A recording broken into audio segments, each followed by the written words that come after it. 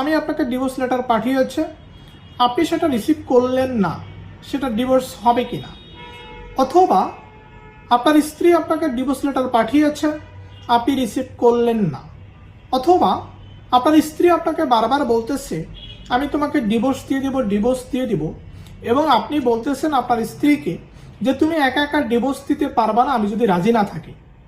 আবার আপনার স্বামী আপনাকে বারবার বলতেছে আমি তোমাকে ডিভোর্স দিয়ে দিব, তোমাকে নিয়ে ঘর সংসার করব না, তুমি ভালো মেয়ে না। তখন আপনি উত্তর দিতেছেন যে তুমি একা একা ডিভোর্স দিতে পারবে না, অর্থাৎ দুইজনের সম্মতি না থাকলে ডিভোর্স দেওয়া যাবে না। এরকম আমরা সবাই জানি। দেখেন, আপনি স্বামী হিসেবে আপনার স্ত্রীকে যদি ডিভোর্স লেটার পাঠিয়ে দেন, আপনি যেদিন পাঠাবেন সেদিন থেকে 90 দিন পরে সে আপনার বউ থাকবে না। সে ডিভোর্স লেটারটি গ্রহণ করলো কি করলো না এটা মুখ্য বিষয় নয়। আবার একই সাথে